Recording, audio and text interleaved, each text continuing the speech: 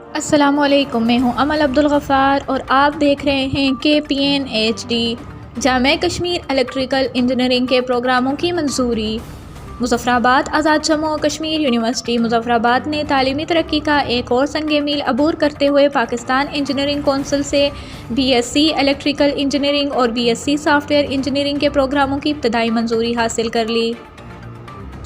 Accreditation کی منظوری council نے اپنے صدر دفتر میں گزشتہ ہفتے ہونے والے انجینئرنگ ایکریڈیشن بورڈ EAB کے 105ویں اجلاس میں دی۔ اس بات کا اعلان جامعہ کشمیر کے وائس چانسلر پروفیسر ڈاکٹر محمد کلیم عباس نے جامعہ کے سٹی کیمپس میں الیکٹریکل انجینئرنگ اور سافٹ ویئر انجینئرنگ کے جملہ فیکلٹی ممبران کے ایک اجلاس سے خطاب کرتے ہوئے کیا۔ وائس چانسلر پروفیسر ڈاکٹر محمد کلیم عباس نے پاکستان انجینئرنگ کونسل کی طرف سے جامعہ کشمیر کے 2 شعبہ جات کے 2017 کے سیشن کے طلباء طالبات کی ڈگری کی ایگریڈیشن کو اہم کامیابی قرار دیتے ہوئے دونوں شعبہ جات کے فیکلٹی ممبران، خاص طور پر فیکلٹی کے ڈین پروفیسر ڈاکٹر عبدالقیوم خان کو مبارکباد دی۔ مزید نیوز اپڈیٹس کے لیے دیکھتے رہیے KPN-HD۔